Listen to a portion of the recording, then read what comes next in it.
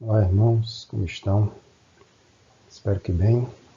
Vamos mais uma vez nossa aula de EBD, continuando de onde paramos. Vimos que na nossa última aula o Dr. Calley finalmente deixa o Brasil, conclui a sua obra, a missão dele foi cumprida aqui no nosso país, e ele retorna para a Escócia, e lá estabelece uma nova residência em Edimburgo. Eles adquirem uma propriedade, uma casa que eles deram o nome de Campo Verde, em homenagem à paisagem que eles viram aqui no nosso país, lá em Petrópolis, paisagem da zona rural. Calley, ele contribuiu muitas vezes com sociedades missionárias, tais como as sociedades da Reforma Escocesa, Sociedade Bíblica da Escócia, a Missão Médica de Edimburgo. Então, mesmo tendo terminado o seu trabalho missionário aqui no Brasil, retornando para a Escócia, ele não se aposenta, digamos assim, né? Ele continua o seu trabalho e dessa vez contribuindo com as reformas, com as sociedades da Reforma Escocesa, com a Sociedade Bíblica da Escócia, a Missão Médica de Edimburgo, ou seja, ele contribui com o trabalho missionário, ele continua, né, contribuindo com as missões, né? E então ele acaba que no aspecto institucional permanece formalmente ligado à Igreja Estatal da Escócia, né? Embora ele mesmo não gostasse desses vínculos. E boa parte do tempo de Calley foi dedicada a ampla correspondência com o Rio de Janeiro e Recife, né? O Calley ele retorna para a Escócia, mas ele continua se comunicando através de cartas pastorais para poder pastorear, digamos assim, um rebanho mesmo que à distância, né? Tomar conta daquele trabalho missionário, trabalho tão amado por ele. E ele acaba que escreve 8 longas cartas para tratar da influência do darbismo entre os membros da Igreja Fluminense. Mais uma vez, aquela mesma questão dos irmãos de Plymouth, com as mesmas heresias, que de forma muito sutil se entremeiam as verdades do Evangelho. E Calley estava ali tendo mais uma vez que lidar contra a influência do darbismo no meio da Igreja Fluminense, né? Algo que até o pastor João dos Santos estava se sentindo influenciado, né? Alguns irmãos deixaram a Igreja Fluminense para poder se associar aos darbistas com Holden, e a questão se tornou muito urgente a ponto de Calley pedir ajuda ao amigo dele, Charles Spurgeon, que lhe atendeu enviando literatura ao pastor João dos Santos para ajudar ele a remover essa influência darbista da igreja. E o esforço foi bem sucedido, graças a Deus. Um bom número dos membros que tinham se desviado, eles acabaram voltando para as igrejas, né? Voltando para a Igreja Fluminense, para a Igreja Pernambucana. Perceba que até Viana, lá em Recife, tinha sido convidada a se juntar aos darbistas, então estava muito bem espalhado pelo país, pegando ali Rio de Janeiro, Pernambuco também, né? Mas, graças a Deus, todo o esforço do Dr. Calley em mandar orientações para a igreja, para o pastor João dos Santos, acabou que teve sucesso, né? E um bom número de membros da igreja que tinham saído por causa dessa influência acabam retornando, desiludidos com os resultados práticos das doutrinas de Darby, né? E felizmente houve sucesso nessa empreitada. Outra questão importante que vale a pena ressaltar é a questão do batismo, que o Dr. Calley acaba que lidando com isso enquanto estava aqui no Brasil e mesmo depois, quando deixa o nosso país, através de epístolas que ele escreve, cartas pastorais. E a nossa igreja, a igreja congregacional, ela tem uma vertente em relação a essa questão, né? Que é oriundo justamente das ideias de Calley a esse respeito. Então, o que temos sobre isso nos relatos históricos é o seguinte, que no Brasil, o caso ele já tinha sido muito debatido, muito questionado. Em 1837, respondendo a um questionário enviado pela Sociedade Missionária de Londres, ele escreve a respeito do batismo o seguinte: Considero esta ordenança terrivelmente aviltada. Tenho me esforçado por acordar ministros, presbíteros e outras pessoas para os inexprimíveis perigos incorridos por este e outros abusos. Estou bastante satisfeito que crianças sejam batizadas, mas apenas as crianças que professam solenemente a Cristo e vivem vidas de acordo com o Evangelho. Prestem atenção aqui nos detalhes, na forma como o Dr. Carlin entendia essa questão do batismo. Esse relato aqui foi um relato dele, né? A Sociedade de Londres. E anos depois, após suas experiências como missionário em Madeira e no Brasil, a sua visão a respeito do batismo mudou. Ele, em uma carta, escreve o seguinte, ele explica a sua posição, que os pré-requisitos para o batismo são os seguintes. Primeiro, a mensagem do Evangelho deve ser claramente compreendida. E segundo, o coração deve estar aberto para receber a mensagem. E a sua conclusão foi que estes pré-requisitos de fé e alegria são inexistentes em uma criança. Uma criança ainda não tem condição de professar a fé desta maneira. Né? Uma criança muito infante ainda não tem condição de professar dessa maneira. E essa era a visão do Dr. Carlin. Em uma carta para o tio da sua esposa, John Morley, que era dos irmãos de Plymouth, ele esclarece melhor essa questão da posição dele sobre o batismo. Ele diz o seguinte, que o batismo com água é apenas um símbolo do batismo do Espírito Santo, que, caso não ocorra, torna o primeiro sem sentido, um mero ritual. Ele certamente não poderá salvar, mas é uma confissão pública de fé, de uma mudança radical trazida pela salvação. Ou seja, se não houve batismo com o Espírito Santo, o batismo com água é só um ritual. Ele não tem, acaba que não tem significado algum nesse sentido. Né? Ele representa uma confissão pública de fé de que houve uma salvação. Por isso tem que haver essa confissão de fé, tem que haver essa declaração de fé, né? Para que haja de fato o batismo, para que ele de fato tenha validade. Com base na morte do Senhor Jesus, o crente é unido a ele e se torna um com ele, através do Espírito Santo. E o doutor conclui dizendo que no Novo Testamento não se estabelece nenhuma forma que seja única, especial, obrigatória ou universal. Ou seja, uma forma de batismo, é isso que ele se refere aqui. Então ele próprio preferia o batismo por aspersão como símbolo mais próximo do batismo com o Espírito Santo. E este foi, então, o tipo estabelecido como o mais comum nas igrejas que ele fundou no Brasil. Por isso, irmãos, que nós, congregacionais, utilizamos o batismo por aspersão. Mas entendamos que Carlin, e nós também devemos, né, Carlin respeitava as práticas das outras denominações, fossem os pedobatistas ou imersionistas. Ou seja, eu coloquei aqui uma nota, né, para explicar melhor o que são pedobatistas. Né? Pedobatistas são igrejas que têm o costume de batizar crianças. É o batismo infantil, né? Pedobatismo, o batismo infantil, ele é praticado, né? A prática, melhor dizendo, de aplicar o batismo a crianças. E a prática ela é contrastada com o batismo de adultos, ou credobatismo, que é a prática de batizar apenas indivíduos que pessoalmente confessam ter fé em Jesus. Então, Carlin, ele respeitava as outras práticas, fossem elas pedobatistas, ou seja, práticas de batizar crianças, tá? Não tem nada a ver com a igreja batista, que não confundam. Pedobatistas são aqueles que batizam crianças, ou imersionistas, que é a prática de batizar por imersão. Né? Para Carlin, irmãos, a forma de batismo não era de grande importância. Existe uma discussão a esse respeito, alguns cristãos eles acabam entrando em discussões mais ferrenhas sobre qual batismo é válido, qual que é certo, batismo por aspersão, batismo por imersão. Percebam aqui que Carlin ele respeita as outras formas, ele não discute, para ele a forma não era de grande importância. A questão era ser batizado aquele que crê, que professa Cristo verdadeiramente. E aí, tratada essa questão, né, vamos aqui ainda voltar um pouco sobre a questão do pastor João dos Santos, o reverendo João dos Santos. Ele estava muito bem no pastorado da Igreja Fluminense e, de fato, Carlin estava muito tranquilo em relação a isso.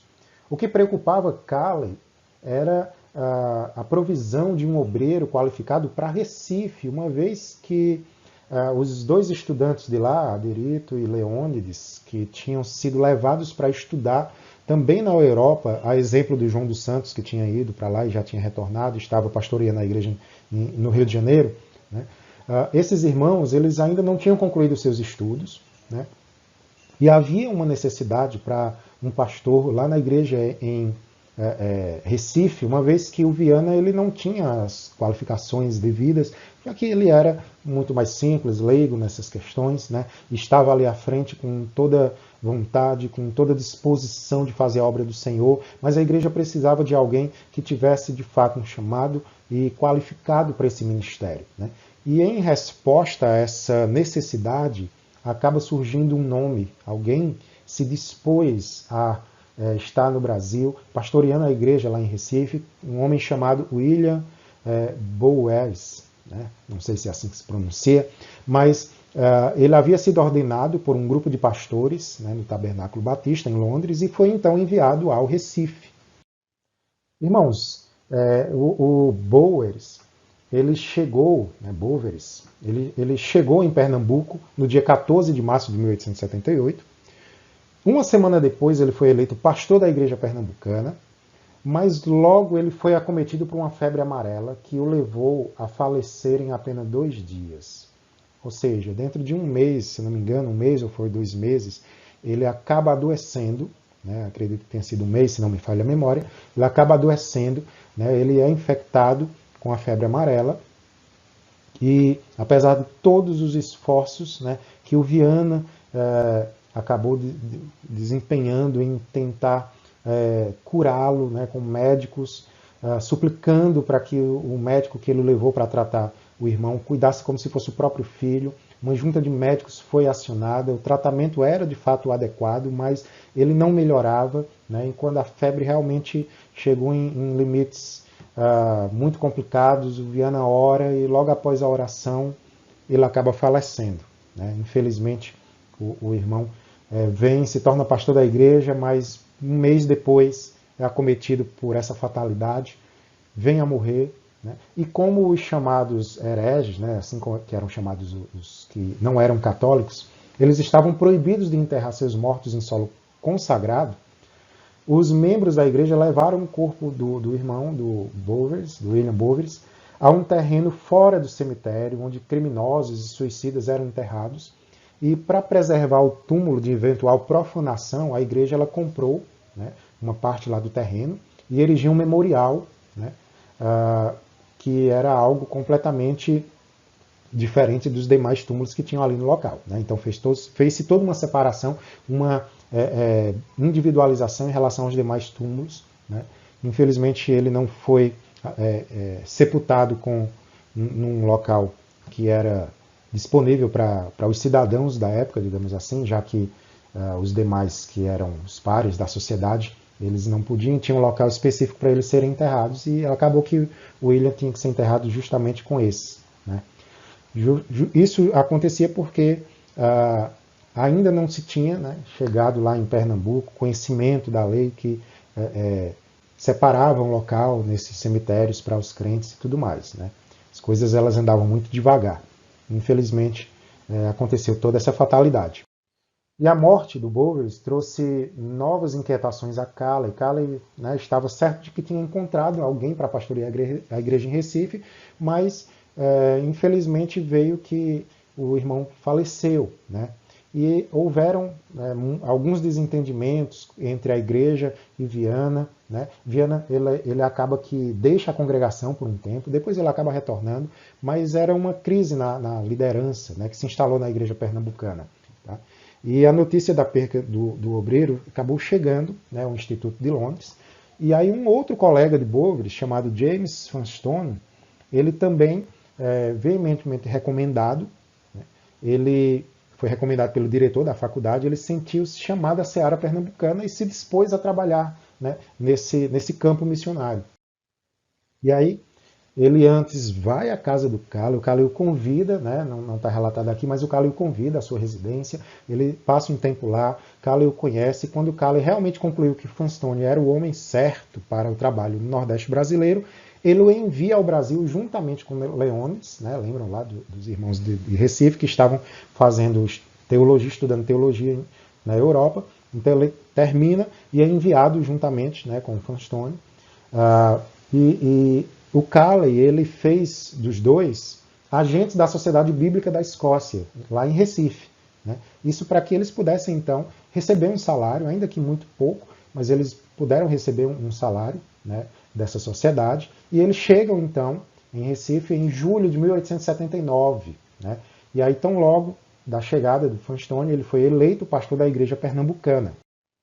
Ele era solteiro, financeiramente independente, né? E ele provia o seu próprio sustento. Né? O que ele recebia da sociedade era muito pouco, e ele provia o seu próprio sustento com aulas de inglês que ele dava aos filhos das famílias ricas de Recife.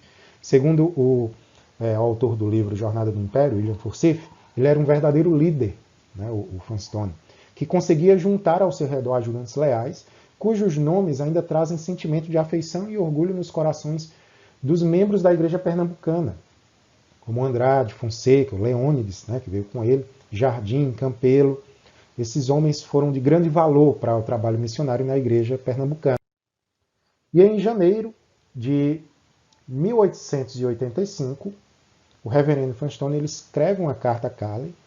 Ele lembrou que já havia estado por 6 anos ininterruptos em Recife e que naquele momento ele estava precisando de um auxiliar, porque o Leônides havia pedido dispensa do copastorado, né, desde 29 de setembro de 1882. Né? Perceba que 3 anos depois, então, ele escreve essa carta ao Calley. Então, ele já estava 3 anos sem um copastor.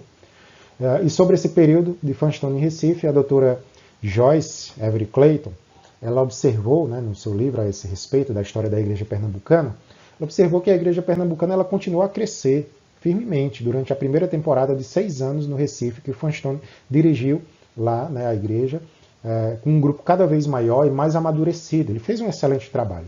Mas ele precisava de um copastor. O Funston ele tinha alguns problemas de saúde e ele precisava retornar à Europa para poder tratar desses problemas de saúde. E aí, entretanto, né, como o novo obreiro não chegou, e por não ter sido sugerido nenhum candidato adequado, o pastor da igreja pernambucana ele retorna à Grã-Bretanha para um tratamento urgente de saúde. Né?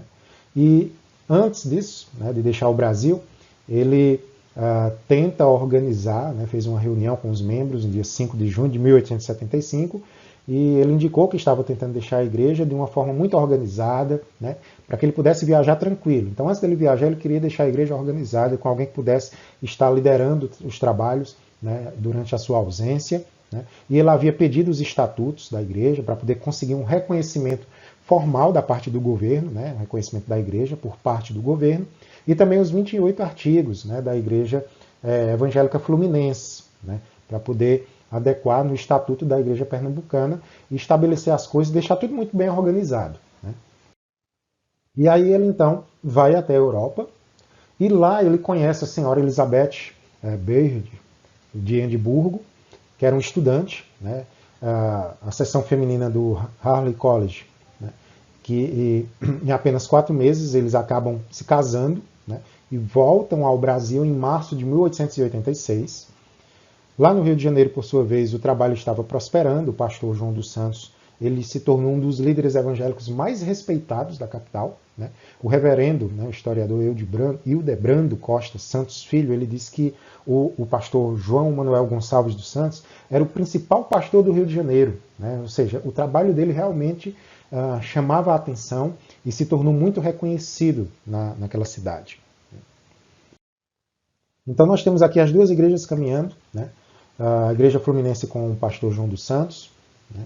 Que pastoreou lá até 21 de abril de 1911. Né? E nós temos também a igreja pernambucana, perdão, né? Que volta a ser pastoreada pelo Funston, ele retorna da Europa, né? Veremos isso mais adiante. Né? E temos então esses 2 trabalhos seguindo firme e forte para a glória de Deus. Lá na igreja fluminense, né? Ela logo atingiu o número de 200 membros, antes dos muitos congregados, né? Além, melhor dizendo, dos muitos congregados. Tinha muita gente congregando fora esses 200 membros. Então perceba aí que tinha um número muito grande de pessoas e a propriedade que eles tinham se tornou pequena. Né? E aí eles precisaram logo de um local maior. E com a ajuda de Calley e de seus amigos, ofertas foram levantadas pelos membros da própria igreja. Houve então a aquisição de um novo terreno, construído então um novo prédio, inaugurado esse prédio, o 4º endereço deles. Né? E isso aconteceu em 4 de abril de 1886 e ela permaneceu nesse local até 3 de maio de 1914. E em relação à saúde do Dr. Calley, né, aqui nós temos uma sessão que vai tratar agora da morte do Dr. Calley, né. Infelizmente, a saúde dele estava declinando, né, no final ali de 1887, né. E em 1º de janeiro de 1888, um domingo, ele se reuniu com a doutora Sara e com os empregados da casa para celebrar a ceia do Senhor. E no dia 15, ele conduziu um culto doméstico pela manhã e outro à noite. No dia seguinte, ele reclamou de uma dor no coração. Os irmãos devem lembrar que o Dr. Calley ele sofria de um problema do coração. Já tinha acontecido um incidente assim muito tempo antes, em que ele acaba tendo que... Ele sofre um infarto, ele tem que retornar para a Europa, se recupera, né? Mas aqui, né, com a idade avançada, esse problema do coração retorna. E aí na manhã, no dia seguinte, ao dia 15, ele reclama de uma dor no coração, né, que foi aumentando até se tornar insuportável. E na manhã do dia 17, às 7 horas, ele sofreu uma série de convulsões e ele exclamou o seguinte: deixe-me ir, isto é a morte, ó minha amada esposa. E expirou. E aqui nós temos o fim da vida de um grande homem de Deus, um missionário extremamente importante para a história da igreja evangélica no Brasil como um todo, né? Um servo de Deus muito fiel que viveu a sua vida em prol do serviço do Senhor. Todos os seus esforços, sua profissão, seus bens e sua saúde, sua vida como um todo, foram doados para o trabalho, para a glória de Deus. Um trabalho missionário. E ele deixou muitos frutos, um trabalho muito valoroso, completou a carreira dele, né, guardou a fé e foi recebido pelo Senhor. O funeral ele ocorreu no cemitério, né, Dean Cemetery, em Edimburgo, em 24 de janeiro, né, em um culto conduzido pelo amigo do Calley, Dr. Hudson Taylor, que é um missionário pioneiro na China, né, um campo missionário que o Dr. Calley sempre desejou atuar e nunca conseguiu, mas o coração dele sempre manteve a chama, a esperança de um dia poder ir para esse campo missionário na China. Deus não o permitiu, né, mas o trouxe para o Brasil, para a Ilha da Madeira, em Portugal, e ele fez um trabalho maravilhoso, né, algo grandioso aqui no nosso país. E o Dr. Calley, então, tem o seu funeral conduzido, um culto fúnebre conduzido pelo Hudson Taylor. E aqui foi erigido aqui um túmulo, né, perdão aí pelo erro de digitação, né, do túmulo, o túmulo de Robert Reid Calley, né, no Dean Cemetery.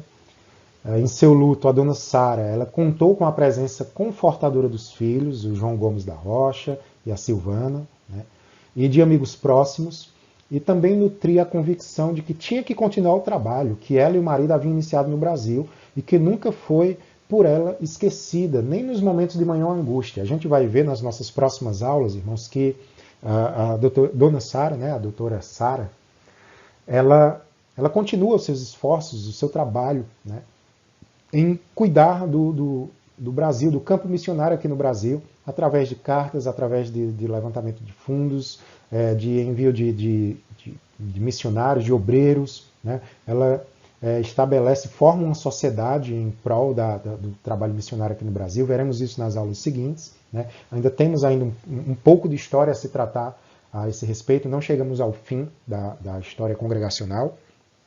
Temos ainda alguns pontos a serem levantados que nós estaremos abordando na nossa próxima aula, né? Nessa aula aqui nós vamos encerrar com essa triste história da morte do Dr. Calley, né? Mas que também nos alegra em saber que foi um grande servo de Deus que contribuiu muito para o Evangelho aqui no nosso país, né? E finalizo essa aula, né? Espero que os irmãos tenham compreendido um pouco mais, tenham aprendido um pouco mais. Que Deus os abençoe e até a nossa próxima aula. Amém?